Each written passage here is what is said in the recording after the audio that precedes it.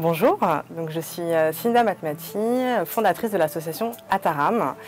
C'est une association que j'ai créée fin 2014, début 2015, qui a pour objectif de promouvoir les éco-gestes et reconnecter les citadins des grandes villes à la nature et à la biodiversité urbaine.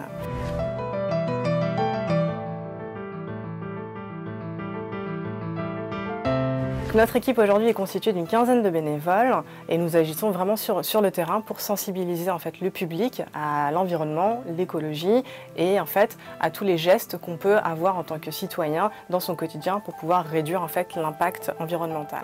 Ataram signifie respect en langue arabe, c'est un acronyme, c'est Association pour l'harmonie du territoire alliant le respect et l'aptitude à maintenir son environnement. C'est principalement cette notion de respect qui passe aussi à travers notre slogan qui est « Je respecte mon environnement ». Ataram met en place différents ateliers de sensibilisation. Sur la partie promouvoir les éco-gestes, ça va être principalement deux types d'ateliers. Une initiation au zéro déchet, comment réduire ces déchets, notamment l'utilisation du plastique à usage unique ou alors des produits chimiques tout simplement.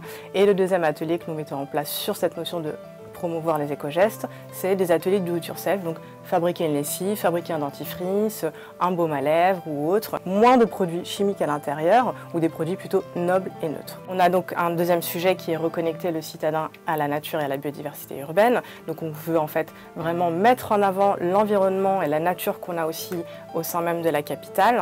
Et pour cela, on met en place des sorties dans les bois, les forêts telles que la forêt de Fontainebleau et des ateliers ludiques qui s'adressent aux enfants et aux adultes pour reconnaître les différents types d'arbres, par exemple les végétaux, les espèces d'oiseaux aussi qu'on peut avoir au sein même de la capitale.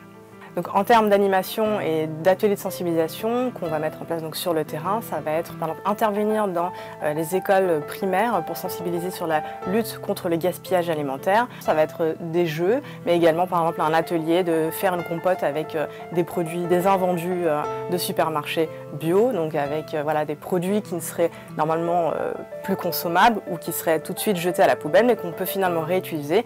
Ça marche très bien auprès des enfants. Et ensuite, faire des quiz, des jeux.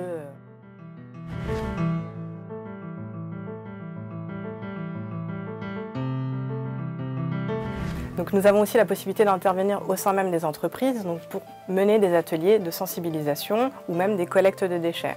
Récemment, nous sommes intervenus au CNRS et également dans d'autres grandes entreprises privées. À côté de ça, on peut organiser de grandes journées de sensibilisation sur le terrain à Paris pour des collectes de déchets qui peuvent être constituées de groupes allant de 20 à 80, 100 personnes. Pour ça, nous mettons en place trois types de collectes. On va avoir une collecte de déchets qui va être en type balade, se balader dans les rues de Paris et tout simplement collecter les déchets qu'on va avoir à ses pieds.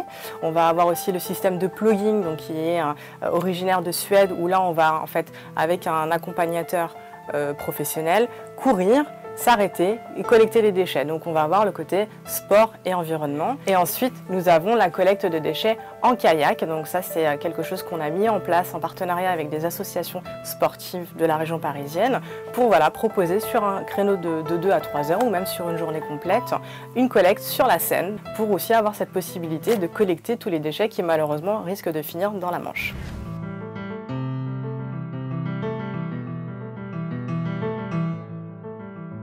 Ataram met en avant tous les actes citoyens en tant que 6R qui vont être repenser sa consommation, refuser certains produits du commerce tels que les produits sous emballage plastique ou peut-être non bio, etc.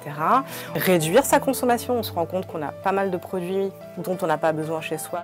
Et ensuite, après avoir consommé, ça va être réutiliser le produit, le réparer et si on ne peut pas le réparer, le recycler.